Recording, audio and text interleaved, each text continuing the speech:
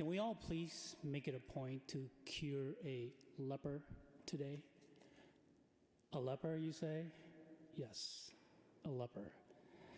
I know you're probably thinking, Father Larry, I know it's early in the morning.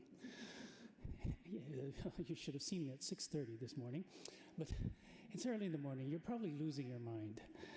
Well, who today knows of a leper? I think you all do. We all do.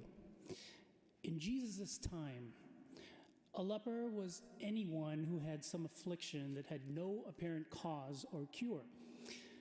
All it took was some disfigurement or discoloration of the skin, and instantaneously people are frightened of whatever you had. You are suddenly an outcast of society. We're definitely living in a fantasy world and are in total denial of its harsh reality if we fail to acknowledge that there are many outcasts in our modern world, people pushed aside because they don't matter, or aren't cool enough, or aren't normal enough, or somehow don't meet our expectations.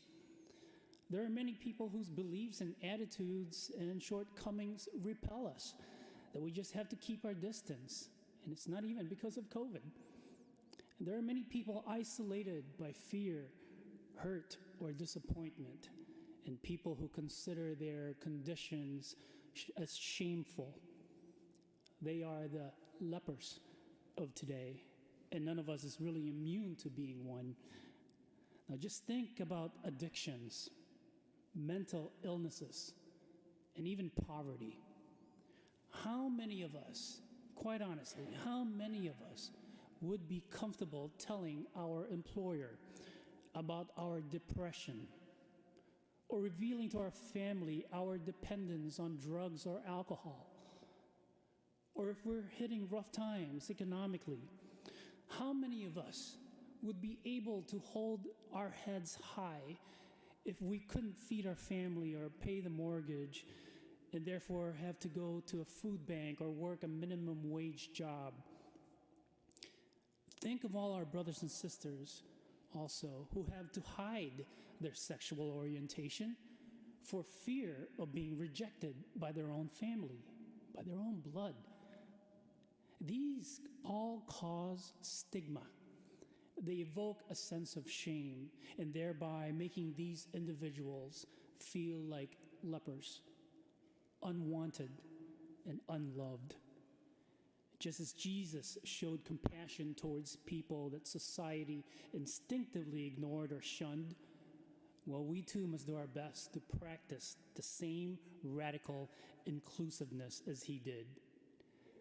We may find it difficult to do, as we are works in progress, but with God's grace, we can overcome our prejudices and embrace that person or persons we deem unclean by virtue of their being different. So reach out to that one rejected person, that one mistreated person. Reach out to them.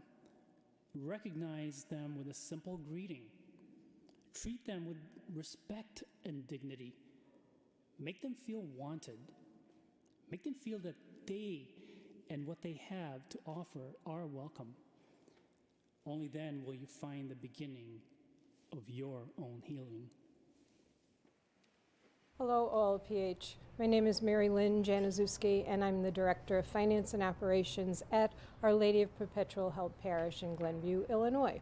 And this message comes to you with heartfelt gratitude and thanks for your ongoing generosity and support of OLPH Parish.